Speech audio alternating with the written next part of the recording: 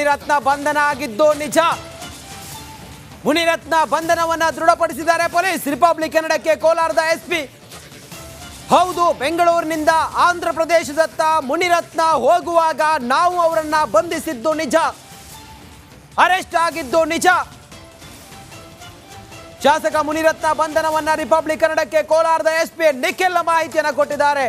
ಮುನಿರತ್ನ ಅವರನ್ನ ಬಂಧನ ಮಾಡಿದ್ದು ಹೌದು, ಮುನಿರತ್ನ ಬಂಧನ ಆಗಿದ್ದಾರೆ, ಬಂಧನ ಆಗಿದೆ ಅನ್ನೋದನ್ನ ದೃಢಪಡಿಸಿದ್ದಾರೆ ಕೋಲಾರದ ಎಸ್ಪಿ. ಶಾಸಕ ಮುನಿರತ್ನ ಕೋಲಾರದಲ್ಲಿ ಅರೆಸ್ಟ್ ಆಗಿದ್ದಾರೆ. ರಾಜರಾಜೇಶ್ವರಿ ನಗರ ಕ್ಷೇತ್ರದ ಎಂಎಲ್ಎ, ಮಾನ್ಯ ಶಾಸಕರು, ಮಾನ್ಯ ಮಾಜಿ ಮಂತ್ರಿಗಳು ಮುನಿರತ್ನ ಅವರ ವಿರುದ್ಧ ಪ್ರಕರಣ ದಾಖಲಾಗಿತ್ತು. ಚಲುವರಾಜು ಅನ್ನೋರು ಗುತ್ತಿಗೆದಾರರು ನನಗೆ ಕಿರುಕುಳ ಕೊಟ್ಟಿದ್ದಾರೆ, ಜಾತಿ ನಿಂದನೆ ಮಾಡಿದ್ದಾರೆ, ಹೆದರಿಸಿದ್ದಾರೆ, ಬೆದರಿಸಿದ್ದಾರೆ ಅಂತೇಳಿ ಎಲ್ಲ ದೂರು ಕೊಟ್ಟು ಬಿಜೆಪಿ ಶಾಸಕ ಮುನಿರತ್ನ ಪೊಲೀಸರ ಬಂಧನಕ್ಕೆ ಪಡೆದುಕೊಂಡ್ರ. ಕೋಲಾರದಲ್ಲಿ ಮುನಿರತ್ನ ಬಂಧಿಸಿದ್ದಾರೆ ಪೊಲೀಸರು. Question mark. ರಾಜರಾಜೇಶ್ವರಿ ನಗರದ ಶಾಸಕ ಮುನಿರತ್ನ ಜಾತಿ ನಿಂದನೆ, ಜೀವ ಬೆದರಿಕೆ, ಹೆದರಿಸಿ ಬೆದರಿಸಿ ಮುನಿರತ್ನ ಕಿರುಕುಳ ಕೊಟ್ಟಿದ್ದಾರೆ ಅನ್ನೋದು ಬೆಳಿಗ್ಗೆನಿಂದಲೂ ಕೂಡ ಸುದ್ದಿ. ಬಿಜೆಪಿ ಶಾಸಕ ಮುನಿರತ್ನ ಬಂಧಿಸಿದ್ದಾರಾ ಪ್ರಶ್ನೆ. ಕೋಲಾರದಲ್ಲಿ ಮುನಿರತ್ನ ಅವರನ್ನ ಬಂಧಿಸಿದ್ದಾರೆ ಅನ್ನುವ ಮಾಹಿತಿ ಲಭ್ಯ ಆಗ್ತಾ ಇದೆ. ಪ್ರಶ್ನೆ. ಮುನಿರತ್ನ ವಿರುದ್ಧ ಜಾತಿ ನಿಂದನೆ, ಜೀವ ಬೆದರಿಕೆ ಕೇಸ್ ದಾಖಲಾಗಿತ್ತು. ದೂರು ನೀಡಿದ ಗುತ್ತಿಗೆದಾರ ಚಲುವರಾಜು. ಬಿಜೆಪಿ ಶಾಸಕ ಮುನಿರತ್ನ ಅವರನ್ನ ಬಂಧಿಸಿದ್ದಾರೆ ಅನ್ನುವ ವಿವರ ಲಭ್ಯ ಆಗ್ತಾ ಇದೆ, ಅಪ್ಡೇಟ್ ಲಭ್ಯ ಆಗ್ತಾ ಇದೆ. ಪ್ರಶ್ನೆ. ಕೋಲಾರದಲ್ಲಿ ಅವರನ್ನ ಬಂಧಿಸಿದ್ರ ಪೊಲೀಸರು? ಬಿಜೆಪಿ ಶಾಸಕ ಮುನಿರತ್ನ ಅವರನ್ನ ಬಂಧಿಸಿದ್ದಾರಾ? ಪೊಲೀಸರು ಮುನಿರತ್ನ ಅವರನ್ನ ಬಂಧಿಸಿದ್ದಾರಾ? ಬಿಜೆಪಿ ಶಾಸಕ ಮುನಿರತ್ನ ಅವರನ್ನ ಕೋಲಾರದಲ್ಲಿ ಬಂಧಿಸಿದ್ದಾರೆ? Question mark. ಬಂಧಿಸಿದ್ದಾರಾ ಅನ್ನುವ ಪ್ರಶ್ನೆ ಈಗ. ಬಿಜೆಪಿ ಶಾಸಕ ಮುನಿರತ್ನ ಅವರನ್ನ ಚಲುವರಾಜು ಅನ್ನೋರು ಗುತ್ತಿಗೆದಾರ, ಚಲುವರಾಜು ಅನ್ನೋರು ಮುನಿರತ್ನ ಅವರ ವಿರುದ್ಧ ಮಾನ್ಯ ಮುಖ್ಯಮಂತ್ರಿ ಸಿದ್ದರಾಮಯ್ಯನವರಿಗೂ ಕೂಡ ಹೋಗಿತ್ತು ಈ ಪ್ರಕರಣ. ಸಿದ್ದರಾಮಯ್ಯನವ್ರನ್ನು ಕೂಡ ಭೇಟಿ ಮಾಡಿದ್ರು. ಭೇಟಿ ಮಾಡಿ ಮನವಿಯನ್ನ ಸಲ್ಲಿಸಿದ್ರು. ನನಗೆ ಜಾತಿ ನಿಂದನೆ ಮಾಡಿದ್ದಾರೆ ಮುನಿರತ್ನ, ನನಗೆ ಮೋಸ ಮಾಡಿದ್ದಾರೆ ಮುನಿರತ್ನ, ಕೊಲೆ ಬೆದರಿಕೆ ಹಾಕಿದ್ದಾರೆ, ಅದರ ಜೊತೆಗೆ ಜಾತಿ ನಿಂದನೆ, ಹೆದರಿಸಿದ್ದಾರೆ, ಬೆದರಿಸಿದ್ದಾರೆ ಅನ್ನೋದು ಚಲುವರಾಜುವಿಗೆ ನಿಂದಿಸಿದ್ದ ಆಡಿಯೋ ಕೂಡ ವೈರಲ್ ಆಗಿತ್ತು. ಮುನಿರತ್ನ ನಿಂದಿಸಿದ ಆಡಿಯೋ. ರಾಜರಾಜೇಶ್ವರಿ ನಗರ ಕ್ಷೇತ್ರದ ಶಾಸಕ ಮುನಿರತ್ನ, ಮಾಜಿ ಸಚಿವ ಮುನಿರತ್ನ, ಬಿಜೆಪಿ ನಾಯಕ ಮುನಿರತ್ನ, ಪ್ರಭಾವಿ ಮುನಿರತ್ನ ಚಲುವರಾಜು ಮತ್ತು ಮುನಿರತ್ನ ಇವರಿಬ್ಬರ ನಡುವಿನ ಮಾತುಕತೆಯ ಆಡಿಯೋ ಕೂಡ ರಿಲೀಸ್ ಆಗಿತ್ತು. ಅವರ ವಿರುದ್ಧ ಪ್ರಕರಣವೂ ಕೂಡ ದಾಖಲಾಗಿತ್ತು. ಗುತ್ತಿಗೆದಾರ ಚಲುವರಾಜು ಕೊಟ್ಟಂತ ದೂರಿನ ಅನ್ವಯ ಈಗ ಮುನಿರತ್ನ ಅವರನ್ನ ಕೋಲಾರದಲ್ಲಿ ಬಂಧಿಸಿದ್ದಾರೆ ಅನ್ನುವ ಮಾಹಿತಿ ಲಭ್ಯ ಆಗ್ತಾ ಇದೆ. Question mark. ಕೋಲಾರದಲ್ಲಿ ಪೊಲೀಸರು ಮುನಿರತ್ನ ಅವರನ್ನ ಬಂಧಿಸಿದ್ದಾರಾ? ರಾಜರಾಜೇಶ್ವರಿ ನಗರ ಕ್ಷೇತ್ರದ ಶಾಸಕ ಮುನಿರತ್ನ ಅವರನ್ನ ಕೋಲಾರದಿಂದ ಬೇರೆ ರಾಜ್ಯಕ್ಕೆ ತೆರಳುತ್ತಾ ಇದ್ದಾಗ ಬಂಧನ ಮಾಡಿದ್ದಾರೆ ಅನ್ನುವ ಮಾಹಿತಿ ಸಿಗ್ತಾ ಇದೆ. ಆಂಧ್ರ ಪ್ರದೇಶದ ಚಿತ್ತೂರಿನತ್ತ ಮುನಿರತ್ನ ತೆರಳುತ್ತಾ ಇದ್ರು, ಕರ್ನಾಟಕ ಬಿಟ್ಟು ಹೋಗ್ತಾ ಇದ್ರು. ಯಾವುದೇ ಕ್ಷಣದಲ್ಲಿ ಬೇಕಾದ್ರೂ ಅವರನ್ನ ಬಂಧನ ಮಾಡುವ ಸಾಧ್ಯತೆ ಇತ್ತು. ಇದನ್ನ ಅರಿತ ಮುನಿರತ್ನ ಆಂಧ್ರದ ಕಡೆಗೆ ಹೋಗ್ತಾ ಇದ್ರು. ಆಂಧ್ರದ ಚಿತ್ತೂರಿನತ್ತ ತೆರಳುತ್ತಾ ಇದ್ದ ಮುನಿರತ್ನ ಅವರನ್ನ ಕೋಲಾರದಲ್ಲಿ ಬಂಧಿಸಿದ್ದಾರೆ ಅನ್ನುವ ಮಾಹಿತಿ ಸಿಗ್ತಾ ಇದೆ. Question mark. Mobile phone location ಆಧರಿಸಿ ಮುನಿರತ್ನ ಅವರನ್ನ, ಆರ್ ನಗರ ಕ್ಷೇತ್ರದ ಶಾಸಕ ಮುನಿರತ್ನ ಅವರನ್ನ ಕರ್ನಾಟಕದಿಂದ ಆಂಧ್ರಕ್ಕೆ ತೆರಳುತ್ತಾ ಇದ್ದಂತ ಸಮಯ ಇಲ್ಲಿ ಬಂಧನ ಆಗುತ್ತೆ ಅನ್ನುವ ಸೂಕ್ಷ್ಮತೆಯನ್ನ ಅರಿತ ಮುನಿರತ್ನ ಆಂಧ್ರದ ಚಿತ್ತೂರಿಗೆ ಪಲಾಯನ ಮಾಡೋದಕ್ಕೆ ಹೊರಟಿದ್ರು.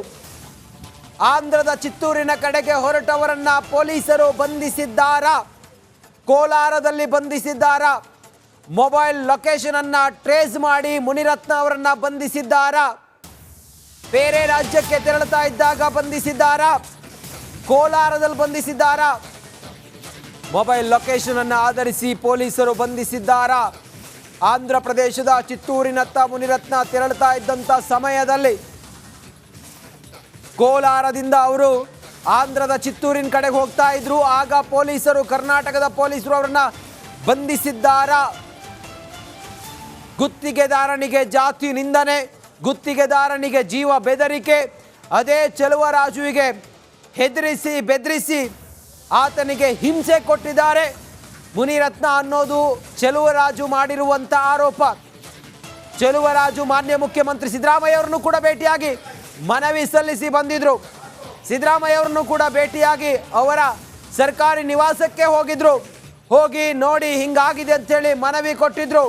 ಇದೆಲ್ಲದರ ನಂತರ ಈಗ ಪೊಲೀಸರು ಮುನಿರತ್ನ ಅವರನ್ನ ಅರೆಸ್ಟ್ ಮಾಡಿದಾರ. ಕೋಲಾರದಲ್ಲಿ ಕರ್ನಾಟಕದಿಂದ ಆಂಧ್ರದ ಚಿತ್ತೂರಿಗೆ ಹೋಗ್ತಿರುವಾಗ ಅವ್ರನ್ನ ಬಂಧಿಸಿದಾರ? ಪ್ರಶ್ನಾರ್ಥಕ. ಮತ್ತಷ್ಟು ಮಾಹಿತಿಯೊಂದಿಗೆ ನಮ್ಮ ಪ್ರತಿನಿಧಿ ಸುರೇಶ್ ಈಗ ನೇರ ಸಂಪರ್ಕದಲ್ಲಿ ಜಾಯ್ನ್ ಆಗಿದ್ದಾರೆ ನ್ಯೂಸ್ ಡೆಸ್ಕ್ ಇಂದ. ಅತಿ ದೊಡ್ಡ ಸುದ್ದಿ ಇದು ಈ ಹೊತ್ತಿಗೆ. ಸುರೇಶ್, ಮುನಿರತ್ನ ಅವರ ಬಂಧನ ಆಗಿದೆ ಅನ್ನೋದು ಆಗಿದೆಯಾ? ಬಂಧನ ಹೆಚ್ಚಿನ ವಿವರ ಏನಿದೆ ಈ ಹೊತ್ತಿಗೆ ತಮ್ಮ ಹತ್ರ ಸುರೇಶ್? ಎಸ್ ರಂಜಿತ್, ಏನು ದೂರುದಾರ ಚೆಲುವರಾಜು ಅವರ ದೂರನ್ನು ಆಧರಿಸಿ ಈಗ ಕೋಲಾರ ಸಮೀಪದಲ್ಲಿ ಮುನಿರತ್ನ ಅವರನ್ನು ವಶಕ್ಕೆ ಪಡೆದಿದ್ದಾರೆ ಅಂತಕ್ಕಂತಹ ಮಾಹಿತಿ ನಮಗೆ ಆಪ್ತ ಮೂಲಗಳಿಂದ ಲಭ್ಯ ಆಗ್ತಾ ಇರ್ತಕ್ಕಂಥದ್ದು. ಸದ್ಯ ಏನು ದೂರುದಾರ ಚೆಲುವರಾಜ್ ಏನಿದ್ದಾರೆ, ಈತ ಕಳೆದ 3 ವರ್ಷಗಳಿಂದನೂ ಕೂಡ ಏನು ಕಸ ವಿಲೇವಾರಿಯ ಗುತ್ತಿಗೆಯನ್ನು ಪಡೆದುಕೊಂಡಿದ್ದ. ಅದು ರಾಜರಾಜೇಶ್ವರಿ ನಗರ ವಿಧಾನಸಭಾ ಕ್ಷೇತ್ರ ವ್ಯಾಪ್ತಿಯಲ್ಲಿ, ಅಂದರೆ ಮುನಿರತ್ನ ಅವರು ಏನಿದ್ರು ಶಾಸಕರು, ಅವರ ಕ್ಷೇತ್ರ ವ್ಯಾಪ್ತಿಯಲ್ಲಿ ಇವರು ಗುತ್ತಿಗೆದಾರರಾಗಿ ಕೆಲಸ ಮಾಡ್ತಾ ಇದ್ರು. ಸದ್ಯ ಇವರು ಏನು ಕಳೆದ 3 ವರ್ಷಗಳಿಂದನೂ ಕೂಡ ಇವರಿಗೆ ಒಂದು ಕಮಿಷನನ್ನು ಕೊಟ್ಟಿಲ್ಲ ಅಂತಕ್ಕಂಥದ್ದು ಮುನಿರತ್ನ ಅವರ ಆರೋಪ. ಅದು ಏನು ಈಗ ಸದ್ಯ ದೂರುದಾರ ಏನು ರಿಲೀಸನ್ನು ಮಾಡಿದ ಆಡಿಯೋ, ಆ ಆಡಿಯೋದಲ್ಲಿ ಈ ಒಂದು ವಿಚಾರ ಬಹಿರಂಗ ಆಗಿರ್ತಕ್ಕಂಥದ್ದು. ಸೊ ಈ ಆಡಿಯೋಗಳ ಪ್ರಕಾರನೇ ಏನು 5 ಆಡಿಯೋಗಳು ಹಾಗೆಯೇ ಒಂದು ವಿಡಿಯೋವನ್ನು ಸೇರಿಸಿ ಇವರು ದೂರುದಾರರು ವೈಯಾಲಿಕೌಲ್ ಪೊಲೀಸ್ ಸ್ಟೇಷನಲ್ಲಿ ಕಂಪ್ಲೇಂಟನ್ನು ಕೊಟ್ಟಿದ್ದರು ರಂಜಿತ್. ಈ ಕಂಪ್ಲೇಂಟನ್ನು ಆಧರಿಸಿ ಸದ್ಯ ಬಲೆ ಬೀಸಿದಂಥ ಪೊಲೀಸ್ನವರು ಸದ್ಯ ಮುನಿರತ್ನ ಅವರ ಲೊಕೇಶನನ್ನು ಆಧರಿಸಿ ಅವರನ್ನು ಟ್ರೇಸ್ ಮಾಡಿದ್ದಾರೆ ಅಂತಕ್ಕಂಥದ್ದು. ಜೊತೆಗೆ ಏನು ಕೋಲಾರ ಸಮೀಪದಲ್ಲಿ ಆಂಧ್ರಕ್ಕೆ ತೆರಳ್ತಾ ಇದ್ರು ಅಂತಕ್ಕಂಥ ಮಾಹಿತಿ ಕೂಡ ಸದ್ಯ ನಮಗೆ ತಿಳಿಬಂತಿರ್ತಕ್ಕಂಥದ್ದು ಆಪ್ತ ಮೂಲಗಳ ಮಾಹಿತಿ ಪ್ರಕಾರನ. ಇದರೊಟ್ಟಿಗೆ ಇವರ ದೂರದನ ಒಂದಷ್ಟು ವಿವರವನ್ನು ನೋಡೋದಾದರೆ, ಇವರು 3 ವರ್ಷಗಳಿಂದನೂ ಕೂಡ ಕಸ ಗುತ್ತಿಗೆಯ ವಿಲೇವಾರಿ ಮಾಡ್ತಕ್ಕಂತಹ ಒಬ್ಬ ಗುತ್ತಿಗೆದಾರರಾಗಿದ್ದರು. ಇವರಿಗೆ 36 ಲಕ್ಷ ರೂಪಾಯಿ ಮುನಿರತ್ನ ಅವರಿಗೆ ದೂರುದಾರದಂಥ ಚೆಲುವರಾಜ್ ಕೊಡಬೇಕಾಗಿತ್ತು. ಆದರೆ ಈ 36 ಲಕ್ಷ ಹಣವನ್ನು ಇವರು ಕೊಟ್ಟಿರಲಿಲ್ಲ.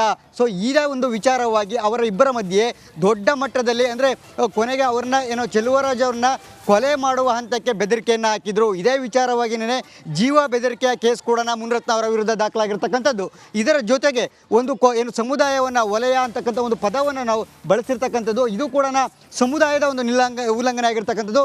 ಸೊ ಈ ನಿಟ್ಟಿನಲ್ಲಿ ಮುನಿರತ್ನ ಅವರ ವಿರುದ್ಧ ಜಾತಿ ನಿಂದನೆಯ ಕೇಸ್ ಕೂಡ, ಅಟ್ರಾಸಿಟಿ ಕೇಸ್ ಕೂಡ ದಾಖಲಾಗಿರ್ತಕ್ಕಂಥದ್ದು. ಈ 2 ಪ್ರಕರಣಗಳು ಕೂಡ ತೀರಾ ಗಂಭೀರವಾದಂಥ ಪ್ರಕರಣಗಳು.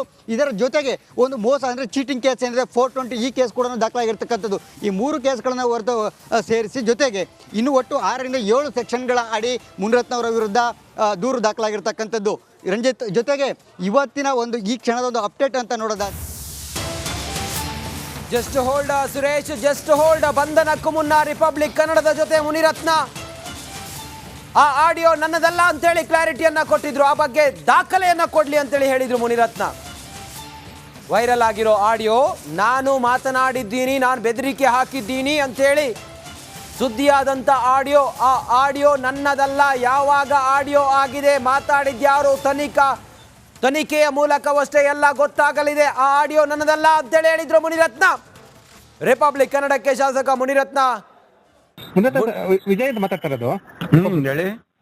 ಇದೇ ನಿಮ್ ವಿರುದ್ಧ ಒಂದು ಆರೋಪ ಬಂದಿತ್ತು, ಮತ್ತೆ ಆಡಿಯೋ ಇದು ಚೆಲುವರಾಜ್ ಅನ್ನೋರು ಮತ್ತೆ ಕಂಪ್ಲೇಂಟ್ ಕೊಟ್ಟಿರುವಂತದ್ದು. ಓಕೆ, ಇದ್ರ ಬಗ್ಗೆ ರಿಯಾಕ್ಷನ್ ಕೊಡೋದು. ಈಗ ಸುಳ್ಳು ಆರೋಪಗಳಿಗೆ ಏನ್ ಮಾಡಕ್ಕಾಗತ್ತೆ? ಈಗ ನಾನು ಮಾತಾಡೋದಕ್ಕೆ ಏನಾನ ದಾಖಲೆ ಕೊಡ್ಬೇಕಲ್ಲ.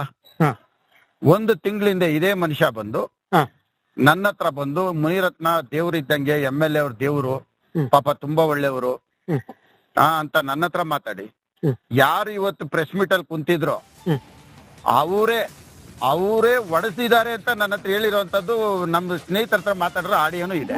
ಓಕೆ, ಇವರೇ ಒಡಿಸಿದ್ದು ನನಗೆ ಅಂತ ಹೇಳಿದ್ದಾನೆ. ಎಲ್ಲ ಇದೆ, ಒಡಿಸಿದ್ದು ಇವ್ರೆ ಅಂತಾರೆ, ಕಂಪ್ಲೇಂಟ್ ಕೊಟ್ಟಿದ್ದು ಇವ್ರೆ ಅಂತಾರೆ, ಮತ್ತೆ ಮಾತಾಡಿದ್ದು ಇವ್ರೆ ಅಂತಾರೆ. 1 ತಿಂಗಳೇ ನನ್ನ ದೇವ್ರು ಅಂತ 7-8 ವರ್ಷದಿಂದ ಕೆಲಸ ಮಾಡ್ತಾ ಇರೋ ಮನುಷ್ಯ. ಈಗ ನಾನು ಇವ್ರ ಹತ್ರ ಕಾಸು ಕೇಳೋಂತ ಪರಿಸ್ಥಿತಿ ಬಂತ. ಇಡೀ ಕ್ಷೇತ್ರದಲ್ಲಿ ಎಷ್ಟು ಜನ ಇದ್ದಾರೆ? ಇವ್ರೊಬ್ಬರ ಹತ್ರ ನಾನು ಕರೆದ್ಬಿಟ್ಟು ಕಾಸು ಕೇಳ್ಬೇಕಾ? ಹ್ಮ್ ಸುಳ್ಳು ಆರೋಪಗಳು ಮಾಡೋದಕ್ಕೆ ಒಂದು ಇತಿಮಿತಿ ಇರ್ಬೇಕು. ಎಲ್ಲ ಸುಳ್ಳು ಆರೋಪಗಳು ಏನ್ ಮಾಡಕ್ಕಾಗತ್ತೆ? ಇದು ಇವತ್ತೇನು ಹೊಸ್ತಲ್ಲ, ಇದು ನಿರಂತರವಾಗಿ ನಡೀತಾನೆ ಇದೆ. ಏನ್ ಮಾಡೋದು? ಈಗ ಆಡಿಯೋದಲ್ಲಿರುವಂತದ್ದು ನಾನು ಎಲ್ಲಿ ಮಾತಾಡಿದ್ದೀನಿ, ಯಾರಿದ್ದಾರೆ ಜೊತೆಲಿ, ಯಾರಿದ್ರು, ಯಾವ ಫೋನಿಂದ ಮಾತಾಡಿದ್ದೀನಿ, ನನ್ ಫೋನು ಅಥವಾ ಅವ್ರಿಗೆ ಇನ್ಕಮಿಂಗ್ ಯಾವ ಫೋನಲ್ಲಿ ಬಂದಿದೆ, ಎಲ್ಲ ತಂದ್ಕೊಡ್ಲಿ. ಓಕೆ, ತಂದ್ಕೊಡ್ಲಿ, ಯಾರು ಬೇಡ ಅಂತಾರೆ? ಈಗ ಅಂದ್ರೆ ಒಂದು ಈಗ ಅವ್ರ ಆರೋಪ ಮಾಡಿದ್ದು ಕಂಪ್ಲೇಂಟ್ ಕೊಟ್ಟಿರುವಂತದ್ದು ಆಡಿಯೋದಲ್ಲಿ ಅವರು ತಾಯಿ ಮತ್ತೆ ಹೆಂಡತಿ ಬಗ್ಗೆ ಕೆಟ್ಟ ಅವ್ರಿಗೆ ಈಗ ತಿರುಚಿ ಮಾಡೋದಕ್ಕೆ ಏನ್ ಬೇಕಾದ್ರೂ ಮಾಡ್ಕೋಬಹುದು, ಏನ್ ಬೇಕಾದ್ರೂ ಮಾಡ್ಕೋಬಹುದು. ಯಾವ ಈಗ ಮಾಡೋದಕ್ಕೆ ಹೆಂಗ್ ಬೇಕಾದ್ರೂ ಮಾಡಬಹುದು, ಮಾಡೋದಕ್ಕೆ ಏನಂತೆ? ಈಗ ಆಡಿಯೋ ನಿಮ್ಮದ ಅಥವಾ ಅಲ್ವಾ? ನಾನು ಹೇಳ್ತಾ ಇದೀನಲ್ಲ, ನಾನು ಮಾತಾಡಿರೋದಕ್ಕೆ ಯಾವ್ದಾನ ಒಂದು ದಾಖಲೆ ಕೊಡ್ಲಿ, ದಾಖಲೆ ಕೊಡ್ಲಿ. ಕೊಟ್ಟಿರೋ ಅದೇ ಆಡಿಯೋನೇ ದಾಖಲೆ ಅಂತ ಹೇಳ್ತಾರೆ. ಆಡಿಯೋ ಕೋರ್ಟಲ್ಲಿ ಕೊಡ್ಲಿ, ಕೋರ್ಟಲ್ಲಿ ಅದೇ ನೈಜತೆ ಬಗ್ಗೆ ತನಿಖೆ ಆಗ್ಬೇಕಲ್ಲ. ಮೇ 18ನೇ ತಾರೀಕು ಮಾತಾಡಿದೀನಿ ಅಂತ ದೂರಲ್ಲಿ ಕೊಟ್ಟಿರೋದು. ಹೌದು, ಮೇ 18ರಿಂದ ಇಲ್ಲಿವರೆಗೆ ಯಾಕೆ ಸುಮ್ಮನಿದ್ರು? ಒಂದ್ ತಿಂಗಳಿಂದ ಮುನಿರತ್ನ ಒಳ್ಳೆಯವನು, MLA ದೇವ್ರು. ಇವಾಗ ಮುನಿರತ್ನ ಮೇನಿಂದ ಹಂಗಾರೆ ಯಾಕೆ ಸುಮ್ಮನಿದ್ರಿ ಇವರು? ಆಡಿಯೋ ನಿಮ್ದಲ್ಲ ಆಗಾದಂತ ನಂದಲ್ಲ ಅಂತ ನಾನು ಹೇಳ್ತಾ ಇದೀನಲ್ಲ.